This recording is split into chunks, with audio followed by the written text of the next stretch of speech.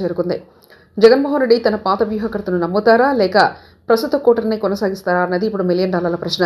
విజయసాయిరెడ్డి ఇటీవల చేసిన వ్యాఖ్యలు నేరుగా సజ్జల రామకృష్ణారెడ్డిని లక్ష్యంగా చేసుకున్నట్లు స్పష్టమవుతుంది. జగన్కు నాకు మధ్య దూరం పెంచింది ప్రస్తుత కూటరియే అని ఆయన బాహటంగా వ్యాఖ్యానిస్తున్నారు. సజ్జల నేతృత్వంలోని బృందానికి కనీస రాజకీయ పరిజ్ఞానం లేదని, వారు కేవలం ఏసీ గదిలో కూర్చొని వ్యూహాలు రచించడం వల్లే 2024లో పార్టీ ఘోర పరాభవాన్ని మూటగట్టుకుందని ఆయన ఆరోపిస్తున్నారు. ప్రస్తుత కూటమి కార్యకర్తలను నాయకుడిని దూరం చేసిందని, క్షేత్రస్థాయిలోనే వాస్తవ పరిస్థితులు జగన్ దృష్టికి వెళ్లకుండా అడ్డుకట్ట వేశారని విజయసాయిరెడ్డితో పాటు పలువురు సీనియర్లు కూడా ఇప్పటికే బహిరంగంగా ప్రకటన చేశారు. రాజకీయ వ్యూహాల కంటే పాలనాపరమైన ఓవర్ కాన్ఫిడెన్స్ పార్టీని ముంచేసిందన్న అభిప్రాయాలున్నాయి.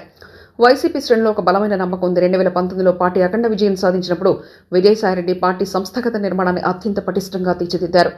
ఢిల్లీ స్థాయిలో చక్రం తిప్పడమే కాకుండా రాష్ట్ర వ్యాప్తంగా నేతలతో ఆయనకు వ్యక్తిగత సంబంధాలున్నాయి.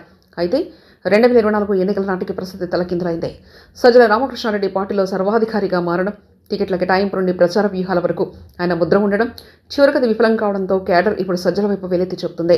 విజయసాయిరెడ్డి ఉంటే కూటమిని విడగొట్టి జగన్ను మళ్లీ సీఎం పీఠంపై కూర్చోబెడతారనే చర్చ కార్యకర్తల మొదలైంది. ప్రస్తుతం జగన్మోహన్ రెడ్డి ముందు ప్రధానంగా 2 మార్గాలు కనిపిస్తున్నాయి. జగన్ స్వభావరీత్యా తాను నమ్మిన వ్యక్తిని అంత సులభంగా వదులుకోరు.